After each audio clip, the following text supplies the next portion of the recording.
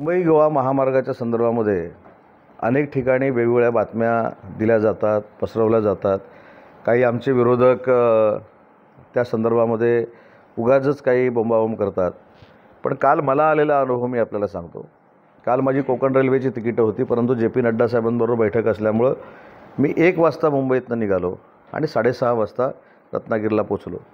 6:30 वाजता रत्नागिरीला पोचत असताना 3 स्टॉप मी 15-15 मिनटाचे घेतले. म्हणजे जवळजवळ 5.5 तासामध्ये मी मुंबईतनं अशी परिस्थिती असताना रत्नागिरीमध्ये पोचलो. माणगावमध्ये एकही मिनटं मी थांबलो नाही. इंदापूरमध्ये मी एकही मिनटं थांबलो नाही.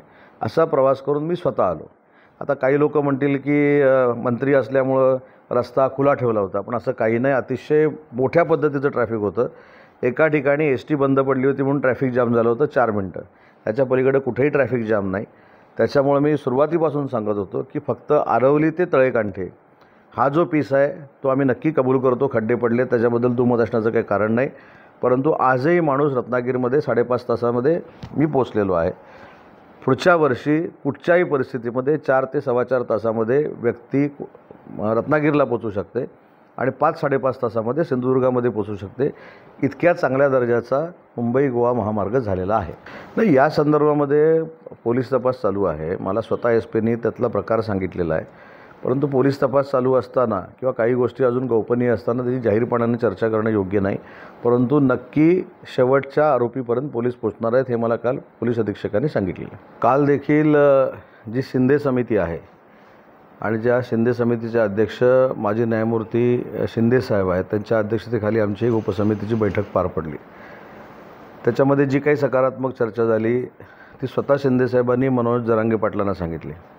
आता आम्ही रत्नागिरीत असल्यामुळं ऑनलाईन समितीच्या बैठकीला उपस्थित राहणार आहे, पण आता देखील 11 वाजता ती बैठक आहे. त्याच्यामुळे सकारात्मक मागण्यांचा विचार करण्यासाठी शासन कटिबद्ध आहे हे अनेक वेळा आपण सांगितलेलं आहे. पण कालचा आपण जर दिवसभराचा आंदोलनामधला जर प्रकार बघितला तर मनोज जरांगे साहेबांच्या आंदोलनाचा उपयोग अनेक लोक मतासाठी करायला लागलेले आहेत. उदाहरणार्थ काल UBTच्या पक्षप्रमुखांनी त्यांच्याशी चर्चा केली. मी गेले 2 दिवस उपसमितीचा सदस्य म्हणून UBTच्या पक्षप्रमुखांना एक आवाहन करतो आहे की मराठा समाजाला OBCमधनं आरक्षण द्यावं की देऊ नये याबद्दलची त्यांची भूमिका त्यांनी स्पष्ट करावी. काल टेलिफोनवर बोलताना, मोबाईलवर बोलताना त्यांनी असं सांगितलं मनोज जरांगे पाटलांना की अख्खा महाराष्ट्र तुमच्यासोबत आहे. अख्खा महाराष्ट्र तुमच्यासोबत आहे सांगताना आधी आमदार किती निवडून आलेत हे देखील विचार करणं गरजेचं होतं. परत ते ठीक आहे, त्यांनी डायरेक्ट सांगायला पाहिजे होते आमचं UBT तुमच्यासोबत आहे. पण UBT तुमच्यासोबत आहे हे सांगताना OBC समाजाला देखील त्यांची भूमिका कळली पाहिजे की OBC समाजाचं जे आरक्षण आहे त्या आरक्षणामधनं मराठा समाजाला आरक्षण द्यायचं आहे का, ही भूमिका महाविकास आघाडीचे कोणीही नेते हे स्पष्ट करत नाही आहेत. आणि माझी मनोजजींना विनंती आहे की भविष्याच्या आंदोलनाच्या कालावधीमध्ये या सगळ्या नेते मंडळींना एकच प्रश्न विचारावा की OBCमधनं मराठा समाजाला आरक्षण द्यायचं आहे का, नंबर 1. बरं, जर OBC समाजाला गृहीत धरायचं, त्यांना सांगायचं आम्ही तुमच्यासोबत आहे म्हणून मंडल यात्रा काढायची, ही दुटप्पी भूमिका आहे. आणि मनोजजींच्या गर्दीवर अनेक लोक स्वतःच्या मताचा आकडा ठरवत आहेत आणि हे मनोजजींना देखील काल कळायला लागलं असेल. मनोजजींनी देखील या सगळ्या मंडळींना विचारलं पाहिजे की तुमची भूमिका मराठाच्या आरक्षणासंदर्भातली काय आहे. बरं, UBTचे काही लोक एकनाथ शिंदे साहेबांच्या छत्रपती शिवाजी महाराजांच्या शपथेचा उल्लेख करतात. कदाचित एकतर ते तुमचे चॅनल बघत नाहीत, त्यांनी विधानसभेचं अधिवेशन बघितलेलं नाही. मराठा आरक्षणासाठी छत्रपती शिवाजी महाराजांची शपथ घेऊन एकनाथ शिंदे साहेबांनी, देवेंद्रजींनी सभागृह देखील बोलवलं. त्याच्यामध्ये 10% आरक्षण मराठा समाजाला दिलं आणि आजही ते कोर्टामध्ये टिकलेलं आहे.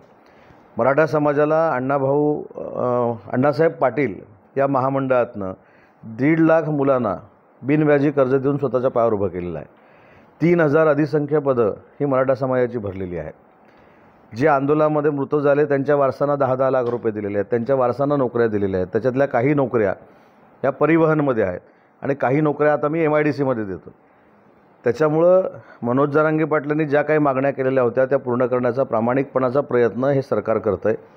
समितीमध्ये हैदराबाद गॅजेट असेल, सातारा गॅजेट असेल, मुंबई गॅजेट असेल, याच्याबाबत देखील सविस्तर चर्चा झाली आणि त्याच्या बाबतीत काय करायचं हे आता उपसमितीच्या बैठकीमध्ये ठरेल. परंतु मनोजजींनी देखील संयम ठेवला पाहिजे. जी लोक आज त्यांना आपली वाटत आहेत, यांनी मराठा आरक्षण दिलं की नाही हा देखील प्रश्न त्यांना विचारला पाहिजे. आणि ओबीसीबद्दलची भूमिका महाविकास आघाडीची काय आहे हे त्यांनी स्पष्ट केली पाहिजे. म्हणजे कोणी महाविकास आघाडीच्या नेत्यांनी केंद्र सरकारकडनं घटनेमध्ये बदल करून काय करायचं असेल, केंद्र सरकारच्या लोकसभेमध्ये जाऊन काही ठराव घालायचे असतील, ह्याच्यासाठी माननीय देवेंद्रजी, एकनाथ शिंदेसाहेब, अजितदादा पुढाकार घेतील. पण माझा प्रश्नाचं उत्तरच कोण देत नाही. पवारसाहेबांनी देखील सांगितलं पाहिजे की ओबीसीच्या आरक्षणातनं मराठा समाजाला आरक्षण द्यायचं की नाही. याचं कारण असं आहे, मनोज जरांगे पाटलांची भूमिका काय आहे की ओबीसीमधनंच आरक्षण दिलं पाहिजे. मग ओबीसीमधनं आरक्षण देताना मराठा समाज त्याच्यामध्ये बसणार आहे काय किंवा बसवावा काय, हे उत्तर कोणच देत नाही ना. सगळे पॉलिटिकल गोष्टी करत आहेत. मनोज जरांगेंच्या गर्दीकडे बघून स्वतःच्या विजयाचे आराखडे मांडत आहेत.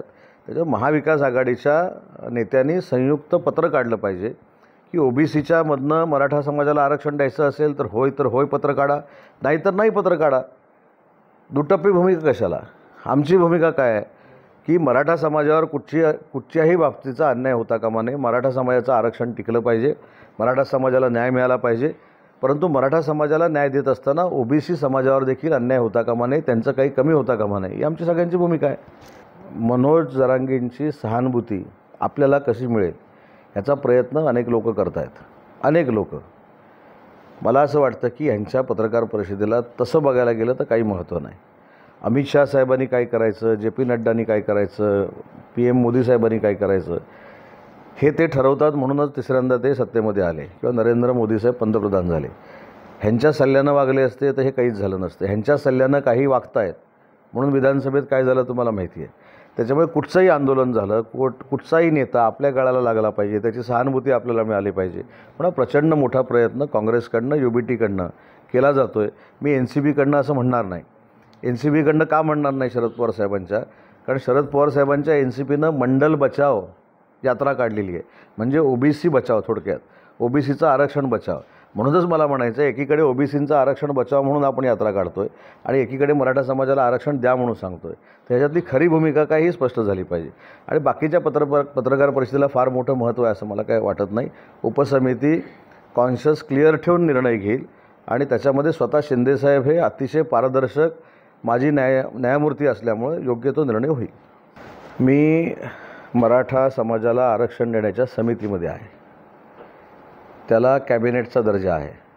कॅबिनेट 40 लोकांची असताना देखील कॅबिनेट आमची 7 लोकांची केलेली आहे उपसमिती. त्याच्यामुळे मला बोलताना उपसमितीचा सदस्य म्हणून बोललं पाहिजे. नितेशजी काय बोललेत, काय बोलतात, काय बोलणार आहेत त्याच्यावर माझं बंधन असून काय उपयोग नाही. ते उत्तर भाजप देईल. शिवसेनेच्या नेत्यानं किंवा शिवसेनेच्या आमदारानं जर सांगितलं तर मी एकनाथ शिंदे साहेबांची चर्चा करेन, त्याच्यावर बोलेन. पण नितेशजींचा पक्ष जरी आमच्या अलायन्समधला असला तरी ते भाजप आहेत. त्यामुळे त्याचं उत्तर रवींद्र चव्हाण साहेब देतील, त्याचं उत्तर भाजपाचे प्रवक्ता देतील. त्याला मी काय बांधील नाही.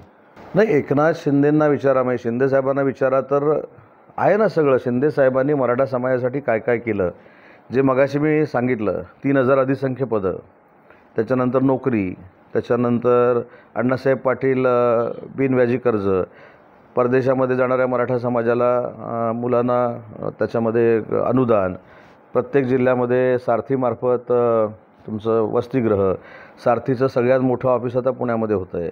त्याच्यानंतर 10% आरक्षण जे आता कोर्टामध्ये टिकलं, हे सगळं शिंदेसाहेबांनी दिलेलं आहे. त्यामुळे शिंदेसाहेबांना विचारण्याची काही आवश्यकता नाही. शिंदेसाहेबांनी हे करून दाखवलेलं आहे आणि त्याला त्यावेळी माननीय देवेंद्रजी आणि अजितदादांनी साथ दिलेली आहे. साहेब, त्याच्यानंतर छत्रपती शिवाजी महाराजांची शपथ घेऊन माननीय एकनाथ शिंदे साहेबांनी 10% हे आरक्षण मराठा समाजाला दिलं आणि ते आजही टिकलेलं आहे. मी समितीचा सदस्य असल्यामुळे मी आवश्यक तेवढाच अभ्यास करतो. मला जेवढा अभ्यास करायला सांगितलेला आहे तेवढाच मी अभ्यास करतो. हा विषय अतिशय संवेदनशील आहे. त्याच्यामुळे माझ्या वक्तव्यानं अजून काही वेगळं निर्माण व्हावं असा मी अभ्यास करत नाही. त्याच्यामुळे चंद्रकांत दादांनी त्याच्यावर अभ्यास केलेला असेल, ते सिनियर आहेत, तेवढा अभ्यास माझा नाही. आज समितीमध्ये ज्या अध्यक्षांनी आम्हाला सांगितलं की एवढाच अभ्यास करून समितीमध्ये बोला, तेवढा मी अभ्यास केलेला आहे. पण तो जो काय मी अभ्यास केला हे मला मीडियाला सांगायचं नाही. टाइम्स डिजिटलला लाईक करा, शेअर करा, सबस्क्राईब करा आणि बेल आयकॉन दाबायला विसरू नका. Times digital.